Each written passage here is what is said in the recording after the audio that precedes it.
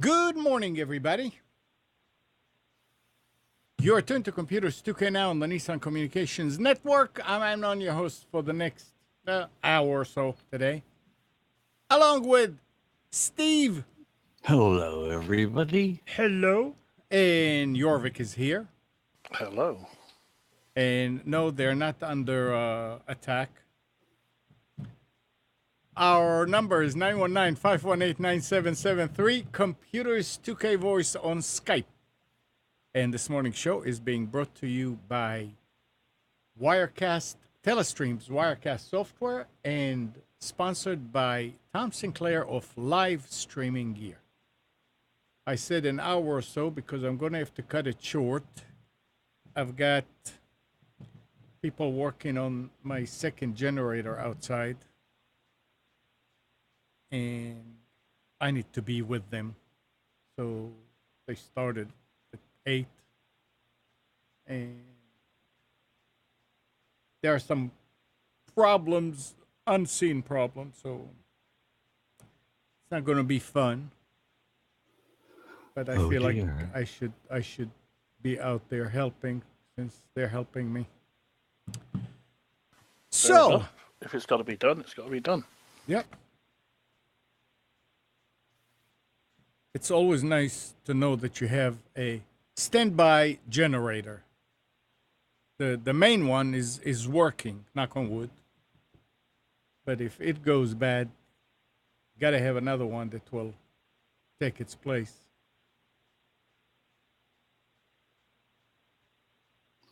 Glad we don't need to have problems like that in the UK. What do you mean? Well, we don't have tornadoes and hurricanes and the power going off every 5 minutes. Yeah, well, here we do have it. They were talking about how the grid is getting old here. But it's all right. I mean, it's fine. You live with it because you have to. Yep. So what's happening on your side of the pond? Ransomware again, huh?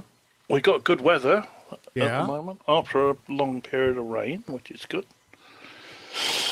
So it's not raining today? No, it's lovely blue sky, sunshine, it's lovely.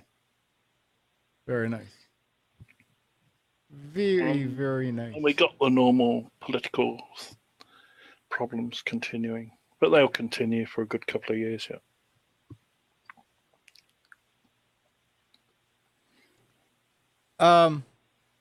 There's that new ransomware that's going around. It's amazing how the media is just gonna okay, yeah, another one. I mean, we had one bad one, the WannaCry. So now this is on the same scale, but you hardly hear about it in the news. No, I guess almost no longer news, is it? Right. It's so common. Oh, well, just another one this week. Yeah. But this is this week's version. It's very what? This is this week's version of the one. Yeah. The WannaCry. Yeah, it's almost like that. It's okay. Yeah. So what's the day? Oh, we have that. And guess who turns 10 this week? Don't know. The iPhone. The iPhone. Oh, okay. And it was very interesting to listen to some of the anchormen and analysts and future tellers from back then, and how they were saying, oh, it's just gonna be something that some Apple fanboys are gonna like, and how it's not what they thought it would be, and it's not what it cranked out to. A lot of people were minimizing its effect when it came out, and look where we are now.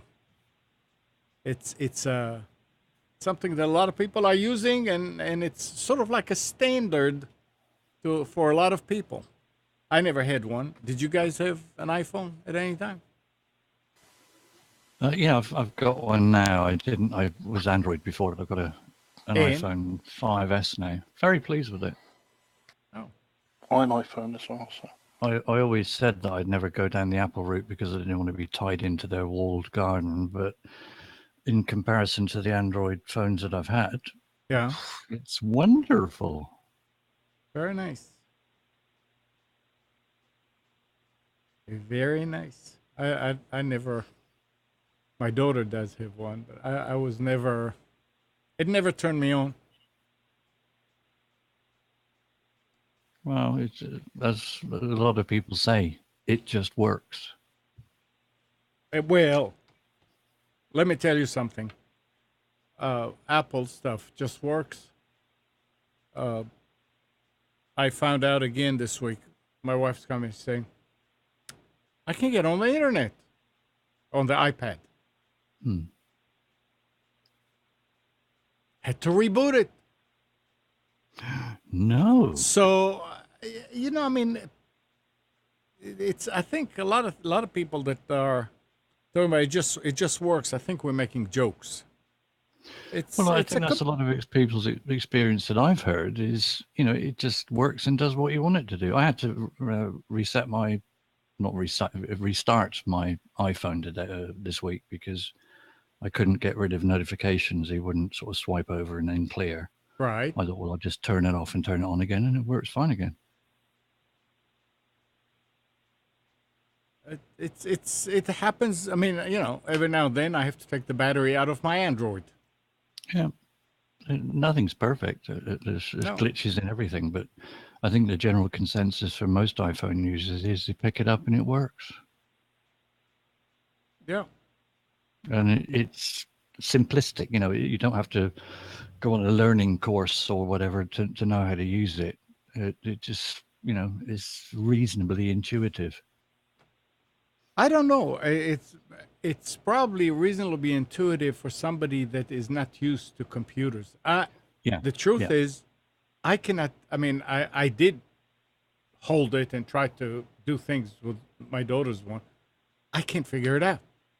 Same thing with the iPad. I can't figure it out. I mean, Well, certain things, yeah, basic things you can do, but if you try to go any deeper, it's just, what? How do I get into that thing?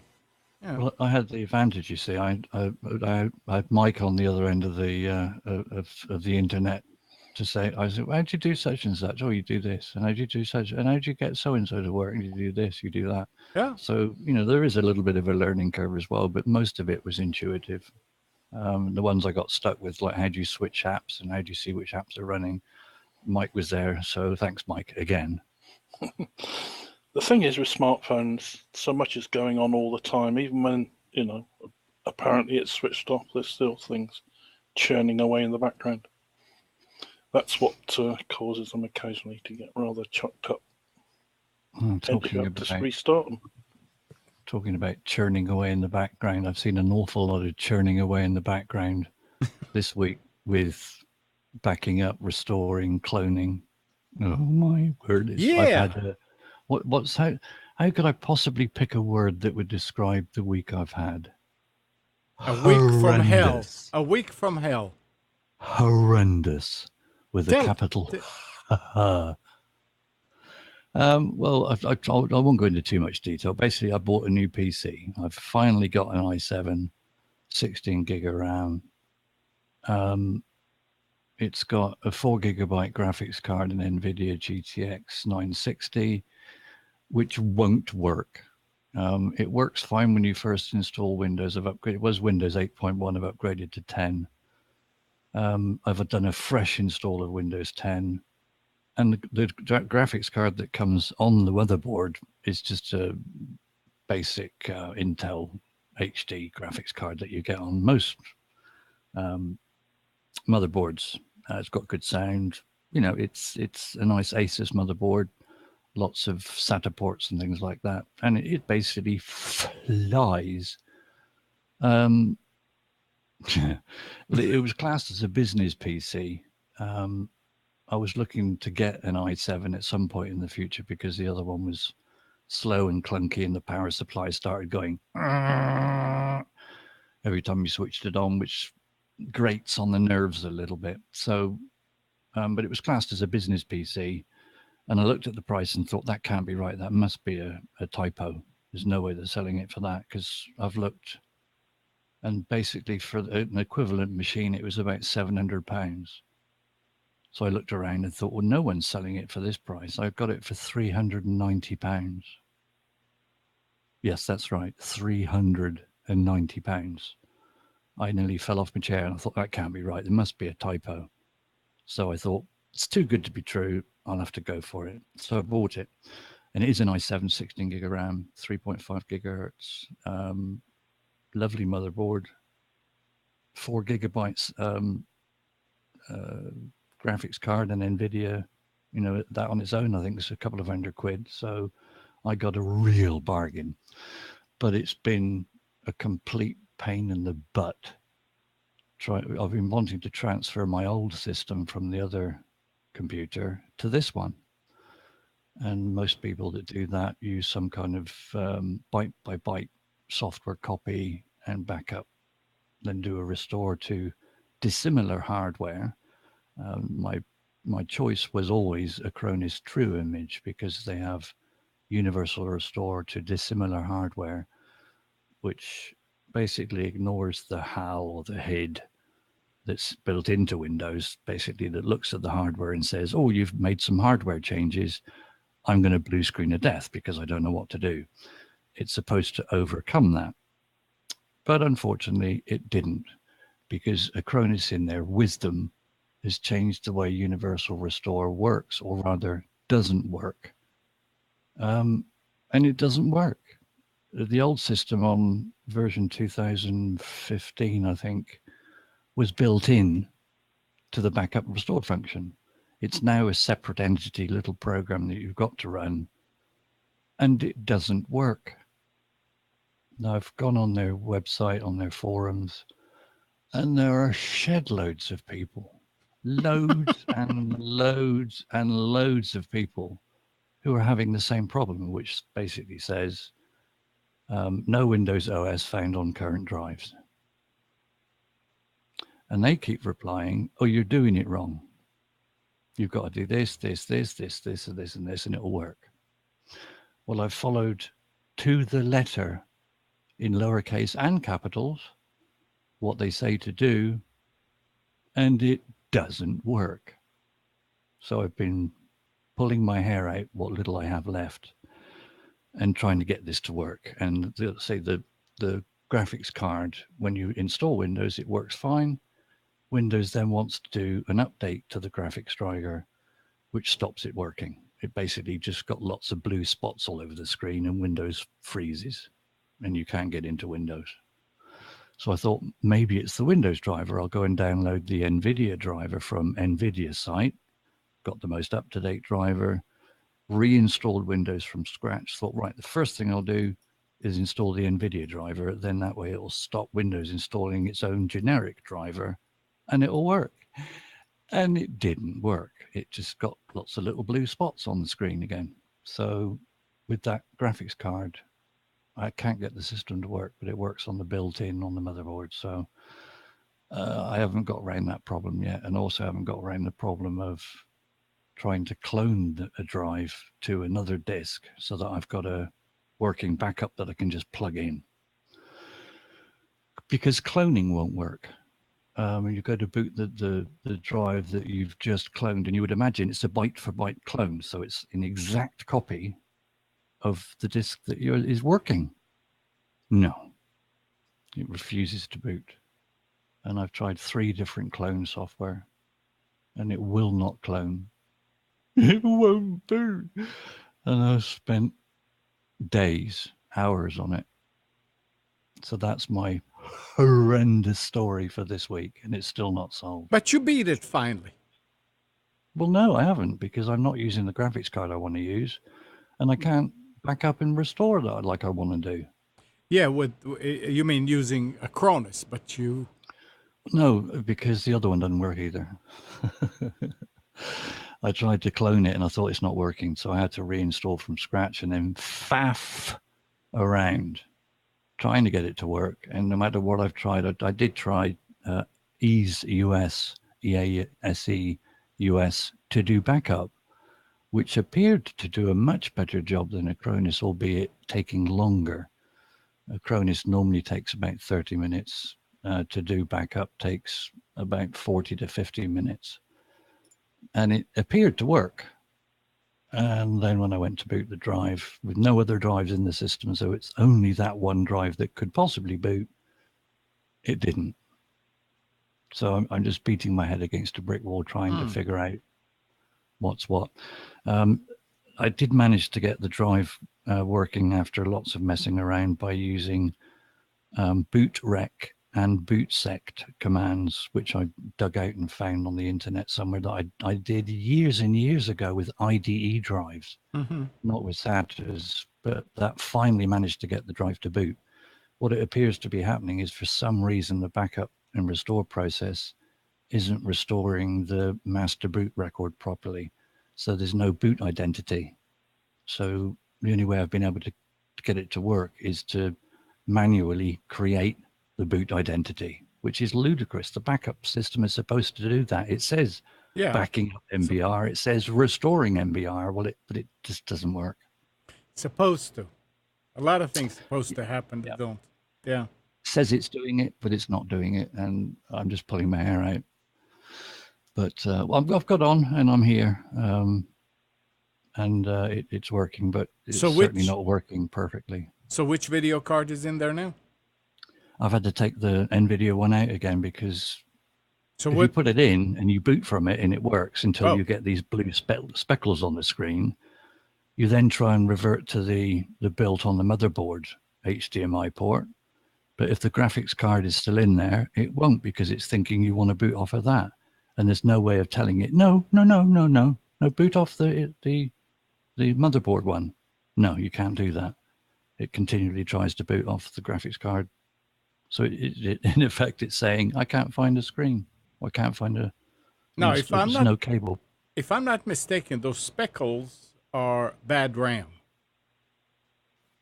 Okay. I don't know of any other situation that will cause speckles on the screen, like pixels, not pixels, but squares, right? Well, white squares come up sometimes after the blue speckles. Yeah. But it just freezes and it doesn't go into Windows. Yeah, that sounds like bad RAM on the card. On the graphics card. Yeah, what you could try and do, which you probably did, you reseat the actual RAM in the machine? Yep. I've taken it out, put it back in. Okay. And it did not. It worked. No, that didn't make any difference. It works fine when you first install a Windows because it installs a generic driver. Yeah. But the first thing Windows tries to do, because it's Windows 10, is update itself. So the first thing it tries to do is go off and get the Nvidia drivers made by Microsoft. Thank you very much, which caused this problem. So unless it's maybe could be graphics card memory problems, perhaps. Yeah, I would say, you don't have another video card anywhere laying around? No, I don't, unfortunately. The one that's built in on the motherboard, is great. Yeah, no, I'm talking about an external one. No, I don't. I'd like to use the graphics card because it's, it's got 4 gig of RAM and it's super fast. But I'll bet you want to, but I mean, it could be that the memory on it is flawed. Yeah, well, I've got a year's on-site warranty, so I think I've given it a week now. So I'm going to give them a call on Monday and say, look, I've had to take the graphics card out. It doesn't work. Can you come down and sort it? Yeah. All right. Yeah. That's what I was going to say. So can you call somebody? But that's perfect. Yeah. But let's say that £390 included next day on-site warranty. I mean, that on its own is going to cost a couple of £100, isn't it? So how the hell they sold this PC for that price, God only knows. Well, I mean, they don't know. I mean, they buy a whole load of no, those this was cards. only one PC, only one of these available. It wasn't like a cheap cheap one that they brought in. No, I understand, but they probably didn't go out there to buy one. Probably have a bunch of them because they're selling them. Well, I bought it from the manufacturer, but they've got loads of gaming or business or desktop PCs. But this was just like a one-off. Only one of these items available. They're not like 20 available to buy. So it was, I don't know. Maybe they sold it cheap because it drove them crazy too. Yeah. But I'll give them a ring. You'll get it straightened out. Yeah. But it's been eventful. I just want to make sure I've got a disk that actually boots up. Should this one go wrong, I can just say no problem. I'll just chuck the other disk in. Because I mean, I would try the video card in another PC if you had one that it will go into to see if it does the same thing. Yeah. And try another video card in that new PC. But if they come to the house, never mind. Yeah, I'll just get them. Yeah, I wouldn't worry about it. I would let them do it. It's Yep. You just want to have a backup disk that you can slot in, knowing that it's going to boot, and that's my for that kind of money. Aim. For that kind of money, they should fix it. Well, yeah, I got it for less than half price. Yeah. From what they're selling, an exact duplicate, maybe slightly different case, but specification-wise, bargain. Keep us posted about what's happening. Yeah, I'll know more this week, but lots of late nights until the early hours of the morning. But it's in a lot of experience gained as well, because I wouldn't have known this boot rec and boot sect. I woke up about 3 o'clock in the morning and thought, hang on, fix MBR. I seem to remember fix MBR from somewhere. Where was that? And then delving through the internet, Mike, Jorvik and myself were sort of searching through, and eventually came across the commands that I needed. So they're actually written down on pieces of paper now, so I know. But hopefully you'll get it. All experience. Pretty soon. Yeah. If I don't get it, then the engineer will. Yeah. All right. Let's take it in a different direction. The FCC here proposed a $120 million fine. $120 million on a Florida resident alleged to have made almost 100 million spoofed robocalls to trick consumers with exclusive vacation deals from well-known travel and hospitality companies. And this is from Reuters. The man, identified as Adrian Abramovich, allegedly made 96 million robocalls. Now, he didn't make them. Machines made it for him. During a 3-month period by falsifying caller identification information that matched the local area code and the first 3 digits of recipient's phone number.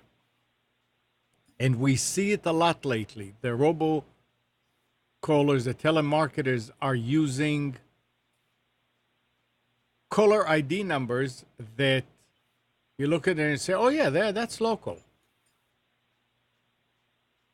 The FCC said the calls, which were in violation of the U.S. telecommunications law, offered vacation deals from companies such as Marriott International, Expedia, Hilton, and TripAdvisor, and so forth. Consumers who answered the calls were transferred to foreign call centers that tried to sell vacation packages, often involving timeshares. These call centers were not related to the companies. So they're going to fine that guy they proposed $120 million fine on an individual. This is amazing. I sure hope that they're going to take him to the cleaners. But this never happened before like that. And it's a nice thing that they caught him. You don't have that kind of problem over there, do you? Uh, Robocalls. we do well, robocalls. No, we get people from India calling a lot. Oh yeah. Yeah, and you know, I mean, it's just amazing how many people are still falling for these calls. Luckily, I mean, this I think it was Tuesday or Wednesday. One of my customers called and said, I just had a pop up on my machine, and it says that I am infected and I need to call this 800 number." And I said, "And what did you do?" She said, "Like you always told me, I just turned the computer off." I said, "Good. Go ahead and start it." And she started it, and she went into CCleaner and ran it, and it cleared everything. Because when you get these pop-ups, they sit in your temporary, in your cache, so to speak, the browser's cache. And until you do something with them, they're just sitting in the temporary file section. Running CCleaner, or even it's better to just run CCleaner than to start the browser in order to clear the cache in the browser. She did that. Then she ran Malwarebytes, which found just some cookies, and that was the end of that. But if you click close or you click anything on that pop-up, and we said it many times before, and programmers would understand it, when you click the X on any window, it is programmed behind the scenes that if the X is clicked, it means the user wants to close this program. If you click the minus, it says, okay, the user wants to minimize this window. But if you are a malicious scammer, well, that's a redundant, then you can program those buttons to tell the program that if the X is clicked, that means that the user is allowing you to install. So what they do is they put the same programming on all the options, on the OK, on the cancel, on the X, on the square, on the hyphen, the minus, anything that you can click in that window will be understood by the program that is sitting there in your temporary files as, go ahead and install me. I've got permission to get installed. So if you see these pop-ups, your best bet is to just turn off the computer. Turn it off, start it again, and run CCleaner, which will clean all the temporary files from all the browsers. But it's amazing how many people are actually falling for it, thinking that Microsoft has people out there that are checking PCs across the country, and if they quote unquote see one that's infected, they inject a pop-up into the machine and say, "Oh, you're infected. Call Microsoft at this number." Most of the people here, it's probably, "What? You mean people really fall for it?" But yes, people do fall for it. If they didn't, those people will stop. Those scammers will stop doing this. So remember, seeing a pop-up that tells you to call a number to fix your problem is a scam. Don't click on anything in that pop-up. and you'll be okay. It's like it would never happen. 919-518-9773, Computers 2K Voice on Skype. What's happening in the chat? Oh, I don't know. I just, somehow I got signed out. I was clicking on something and it must Yeah. have clicked the wrong button. And John, you see Savage Pagan and John RT. It's true. You do Control Alt Delete, and you may get to the point where you can kill that process. You can do the Alt F4 to close the browser, but not being a programmer, which I'm not, I don't know how far these people will go to ensure that whatever the user is doing, it's going to translate it as, yeah, go ahead. I'm sure they have a way to override the Alt F4 to say, okay, if it's an Alt F4, then go ahead and install it, because what's out there in the foreground is what has control. I'm thinking, I'm not sure. The safest thing is just turn off the computer. Now, if you know what you're doing, like Savage Pagan and John RTP, I mean, these are people that are technical. You can try and do these things. But let me tell you, if I see one of these, I turn off my computer. I don't want to take any chances. I want to leave that program in the temporary file folder and go ahead and clean it out. I don't want to have any leftover of it because I did something that I thought was right. Did you see in the news this week that in England, the City of London police have arrested 2 people that were running one of these scam things? A lot of it was going through India, where people were ringing up and saying, "Hello, I'm from Microsoft. You've got a Really? virus." Yeah, they've arrested 2 people, and they reckon that they're quite high up, so they're saying that it should have shut down an awful lot of it. Interesting. So you City of haven't London, City of London police, together with Microsoft, and Microsoft was basically saying, yes, brilliant. Through the hard work of the police, we've managed to knock 2 of these fairly high-ranking people off of doing that and ripping people off.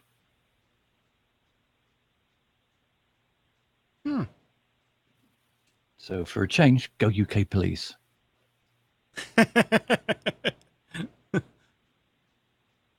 They do. I mean, I don't know. Over here, they really get on these guys. So I guess because over there it's a little more lax, or it was maybe. Then they're going where they are making a lot of money from these things. Yeah, and the thing is, it's not necessarily calling from the UK. It's like a lot of call centers and things are in India. So, we get the calls from India. Yeah. And you say, "Hello, my name is John." No, it's not. Yeah. And remember, Microsoft does not solve your virus problem. No, Microsoft will they never, do not. ever call you. No, they will not never call you. And they will not ask you to call them.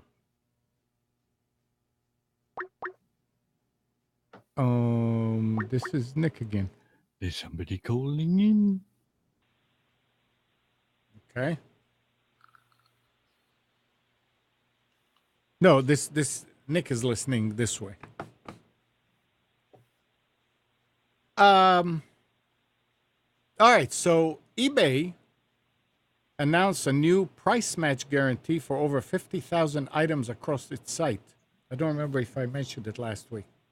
Don't remember Promising that it will have the best deal online, or it will match the lowest price of a competitor. Wow. While only select items are available for this offer, the move is significant effort on eBay's part to ensure that it doesn't lose customers to Amazon, Walmart, and other online stores as the market consolidates behind the industry's major players.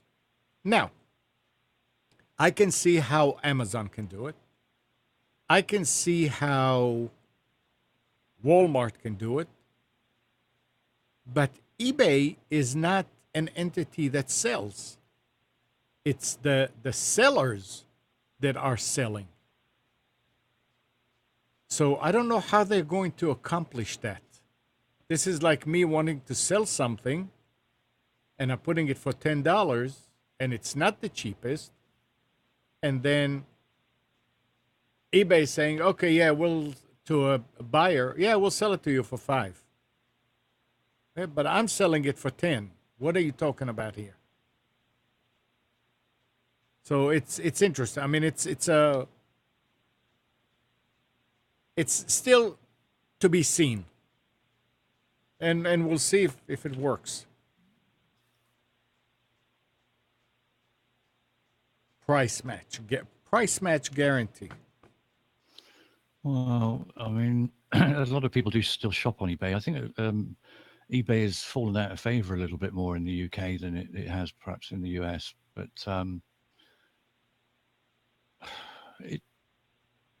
I can't see how they're going to be able to price match when you're comparing it to Amazon, and you've got what was the other one you said? Walmart.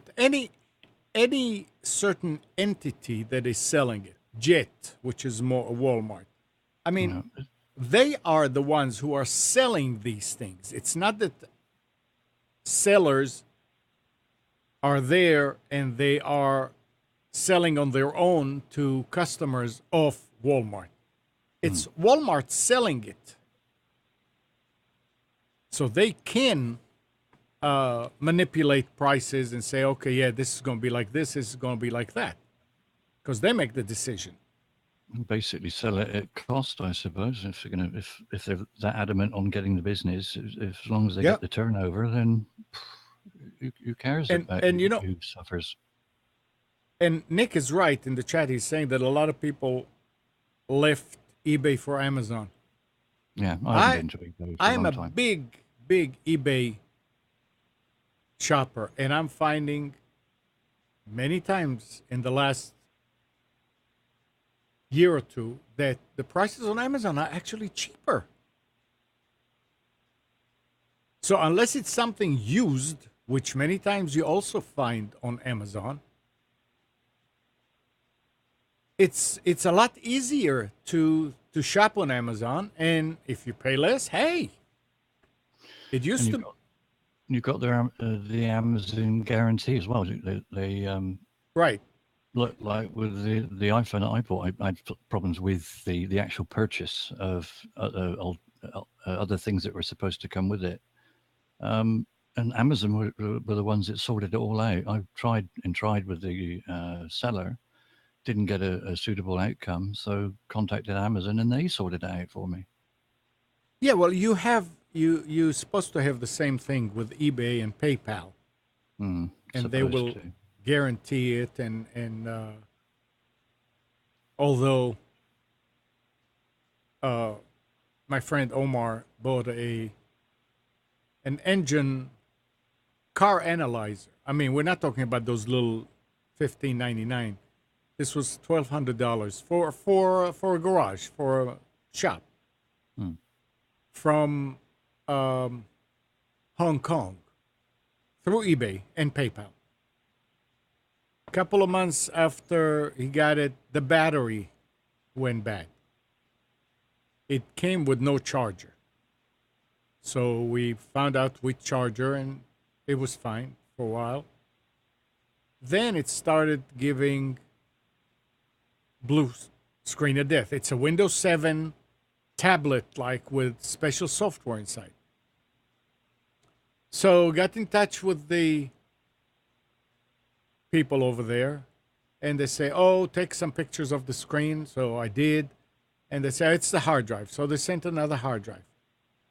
Well, the new hard drive that after I put it in, you turn the thing on, and it goes click, click, click, click, click, click, How does it go? click, click. Click, So- click. Okay. Okay, I said, okay, that's a bad hard drive. So send them an email and told them what it was. And they said, well, I mean, we can't just keep on sending you other hard drives. I said, look, you guys said that it was the hard drive. What do you want us to do? He said, we'll send you another hard drive, but you'll have to pay $90 for the hard drive. I said, okay. We paid it. Got another hard drive? Same thing. Click, click, click, click, click, click. Said, okay, what now? Didn't hear anything. So what do we do now? Didn't hear anything. So Omar got in touch with PayPal. And PayPal said, we'll take care of it. You have a year warranty and you have price protection. We'll take care of it. Don't worry. So he let it kind of go for about a month. And finally, PayPal sent a message and said, your claim was denied because it was working when you got it. So we don't see anything wrong with the purchase. So he said, okay. I said, when I saw the message, I said, oh, what are you talking about? This is not what you bought. You bought a piece of hardware that has a year warranty. That's part of the package. They are not honoring this warranty. That should be not as promised. It's not fit for purpose if it's not working after Yeah, a but few the days thing or is, a few weeks. it's the thing is, it's not. This is not a package that was delivered as promised. We can't get a word back from that vendor. Nothing. PayPal was saying, no, we can't do anything about this. If you want, you can get in touch with some government agency that will look into it. And I mean, that will go nowhere, I know. It's just amazing that PayPal will not see things the way that their customers are seeing it, especially here in the States. I mean, he wants to send it back. They did not want it back. They wanted to send another hard drive. He said, I'll send it back, fix it. A guarantee is a guarantee. I wouldn't Yeah. have paid the $90. I said, well, Right. if you send me a hard drive that's faulty, I'm not paying $90. It's under guarantee. Yeah. Wow. Yeah, well, that's one of the reasons I don't go shop with eBay. I've found everything that I've needed to find in the last year on Amazon, no problem. Yeah, I mean, you can always find the stuff on Amazon. And if it's, I mean, I buy stuff off eBay that comes from China and comes from Hong Kong, but they're, like $10 and $5 and $15, little things that, okay, and a few times I had problems and got my money back. Yeah, But I used to buy it, uh, 1200 stuff from China and like SATA to IDE connectors. I remember buying in the past because eBay was the only place that sold them. This Yeah. is before they started selling them in mainline retail stores.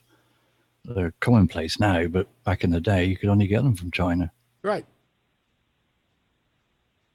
So you need to be very careful, especially if you're dealing with vendors who are outside the country. And let me tell you something. Amazon today has a lot of these Chinese vendors. You have to watch out. But Amazon, I'm sure, will stand behind what is being sold. But I mean, you go and you look at some of those that are not Prime 2 days, and you see, oh, delivery is like in a month or so. Yes. And you know that by the these end of are- next month. Yeah. But I've ordered a couple of things, like a clip-on bottle holder and a pop-up bowl for the dog when I've been out and about. They both came from China. One came through in about 2 weeks, the other came through in about a month, but they both arrived and they were both okay, and they were dirt cheap. Yeah, You pays your money and takes your chance. absolutely. Absolutely. Let's see. That will chime with a bunch of our audience. After 20, and I don't want to hear anybody laughing. Okay. After a 28-year hiatus, Sony announced this week that it plans to open a new facility in Japan dedicated to pressing vinyl records. It's a back to the future announcement at a time when the true digital music revolution, downloaded and streaming via always on internet connectivity, has quickly grown to dominate listening habits. According to Japan's Recording Industry Association, the country produced nearly 200 million records per year in the mid-70s. That's unlikely to return, but while many of us have been content to wirelessly download our music, a surprising number of people are going to the store or Amazon, let's be honest, and purchasing a vinyl record, sleeve and all. I mean, got- there's I've got something. loads of vinyl, and there's something about it. It's the whole process of getting the record, taking it out of its sleeve, putting it on the turntable, putting the needle over it. It's like a whole oldie worldy process, and then Right. the sound quality as well. The sound quality, I think, is quite good from vinyl. And I'm sure today they have newer cartridges and ways to do it. That there's just something about putting a record on a turntable and playing it. Put I the don't know. needle on the record. Yeah. And talking about music and stuff like that, there's a big resurgence for vinyl in the UK at the moment. Really? Yeah, there is. There's a big resurgence. Lots of places are selling vinyl now. In fact, it's not so hard to find a turntable. At one point, you couldn't find a turntable even online, unless you went to one of these specialist places that charge like £500 for it. Excuse me. But there's, I think Amazon even sell turntables, although they're not that brilliant. But they do sell turntables now, and they are available.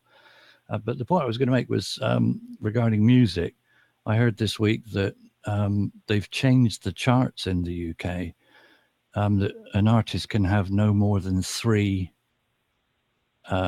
entries in the top 100 from now on, whereas many artists would release a record from an album, and then they'd release another single and another single, and they keep releasing singles. Now they can only have a maximum of 3 tracks in the top 100 in the UK. Oh, Which is a change. yeah. Would be nice. I mean, I Just to can, have I one, can, let I, alone 3. I have a turntable in the living room, but I can get to it. And actually, yeah, there's a turntable, but there's no amplifier. Yeah, that's not much good then. Yeah, I've got a Technics SL1200 Mark II. it's a Technics. I don't know which one it is though. I used to have 2, but I got in money tight situations several years ago, and I had to sell one. But never mind, I kept one. Oh. Listen to this thing. PlayStation Network PSN users in the UK who've paid via PayPal have had their accounts suspended. Thousands of users this week received an automatic refund for purchases they made with the US money transfer service. According to game blog Kotaku, since Sony hasn't received money from those users, their accounts have been suspended. Neither Sony nor PayPal have addressed the issue yet. So apparently there's some problem PayPal paying Sony or whatever, but the people in between are caught. Yes, PayPal. No. Not a fan.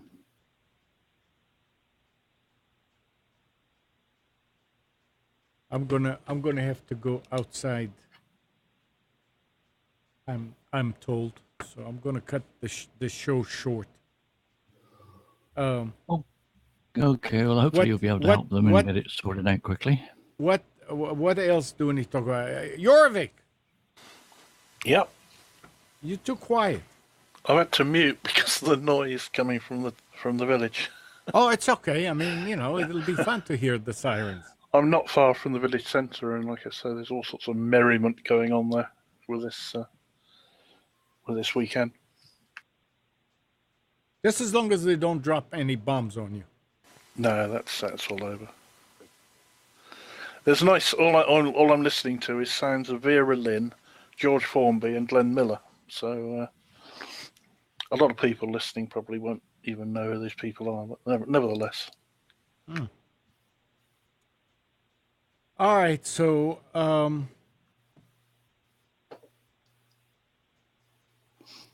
let's end the show because I got to go out there, and I don't want to leave you guys again and again and again. So it's fine. We can cut it short. Okay. Is there next week. anything else that anybody wants to talk about? Nothing from this end. I'll keep you posted with the events. No, nothing new here. All right. Well, thanks, guys. Thank you. And good morning, Kathy, Hannah, Nabil, Mac, Norm, Katie, and Donna. Thanks, everybody, for tuning to Computers 2K Now. We hope you enjoyed and maybe learned something from our time together. Remember to practice safe computing. Back up your hard drive and update your virus scanner. We'll be back here next Sunday at 9. I promise next week it's going to be 2 hours. But you can always reach us at computers2know.com. While you're at it, like us on Facebook and subscribe to our YouTube channel. See ya.